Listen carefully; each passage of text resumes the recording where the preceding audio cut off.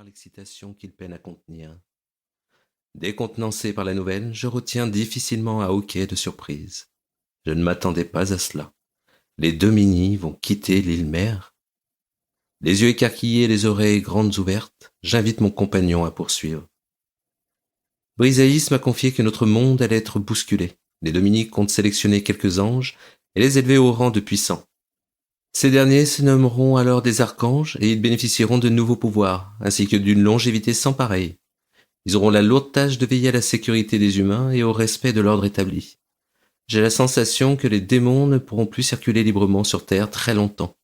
Les massacres, les guerres, ces phénomènes prennent trop d'ampleur et les Domini sont là de tout cela. Ils ont besoin de passer le flambeau à des anges formés au terrain. Te rends-tu compte de ce que tu dis? C'est incroyable, Uriel. Les Domini vont quitter l'île? Sais-tu ce qui est encore plus incroyable? Ajoute-t-il en bombant le torse. Toi et moi sommes pressentis pour ce nouveau rôle. T'en rends-tu compte, mon frère? De nouveaux pouvoirs, la vie éternelle? Je suis sous le choc. Je me lève d'un bond et me cogne la tête au plafond.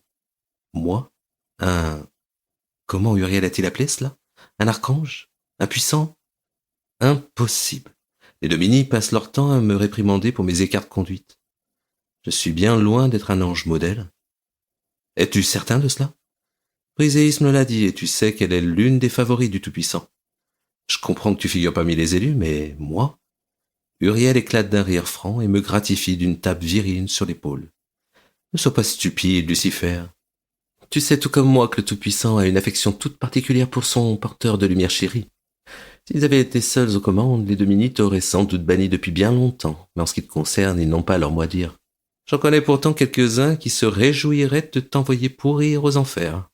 Mais ils ont reçu l'ordre de te guider vers le droit chemin, et non de te réprimander. Prends garde toutefois. Tu dépasses de plus en plus souvent les bornes. Le Tout-Puissant lui-même a ses limites. Cette relation sodomite, par exemple. Je me jouais de toi, mon frère, m'esclaffai-je à mon tour. Il est si facile de te troubler. Je me trouvais avec Dame Terpe, et non avec le tanneur. Bien que le jeune homme soit à mon goût, je le reconnais, je sais que la patience du Tout-Puissant n'est pas infinie. Je me garde d'ajouter que j'espère que les Domini changeront un jour de position quant aux relations entre personnes du même sexe. Uriel me lance au visage le trognon de sa pomme, et nous rions ensemble. Nous passons la majeure partie de la nuit à spéculer à propos du nom des futurs élus et des pouvoirs qui leur seront confiés. Mon ami finit par s'endormir, un sourire béat figé sur ses lèvres. Une fois allongé sur ma couche, je songe à mon avenir. Moi, impuissant. Pourrais-je continuer à me divertir à ma guise, comme je le fais aujourd'hui si je deviens un archange? La vie éternelle est tentante, seulement si elle est permis d'en jouir comme on l'entend. Quels seront nos rôles? Qui donc nous supervisera? La tête remplie de ces questions sans réponse, je sombre à mon tour dans le sommeil. Chapitre 1. Monseigneur, m'interpelle Chiton, l'un de mes serviteurs. L'archange Ptoléus vient de pénétrer dans le domaine. Dois-je le faire patienter dans le grand hall le temps que vous finissiez? Je me redresse tandis que le démon qui s'affaire entre mes cuisses s'interrompt et me lance un regard gourmand, empli de sous-entendus. Je soupire et le prends par les épaules pour l'éloigner de mon entrejambe. Fais-le entrer. Alricaeus terminera plus tard. De toute manière, je commençais à trouver le temps long, affirmai-je en balayant l'air de la main pour inviter le jeune homme à quitter les lieux. Avant de se diriger vers l'ascenseur qui le ramènera chez lui, le démon, en colère de se voir congédié de la sorte au beau milieu d'une fellation, crache sur le sol un jet d'acide qui laisse une marque verdâtre sur le parquet. « Trouvez quelqu'un d'autre pour vous sucer, monseigneur, » rage-t-il. « Et au fait, moi, ça Namelec. Alricaeus est mon frère. » Plutôt que de le réprimander de cette bravade, j'éclate de rire, comme s'il m'était difficile de trouver des volontaires pour satisfaire mes envies.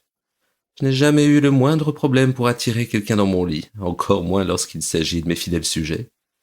Quel démon se refuserait au prince des enfers? Ces abrutis se bousculent au portillon dans le but de s'attirer mes faveurs. Je m'extrais du siège sur lequel j'étais assis et reboutonne mon pantalon.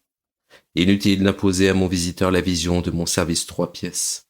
Service que j'aurais pu voir fondre comme neige au soleil si le démon avait usé de sa salive toxique durant nos préliminaires.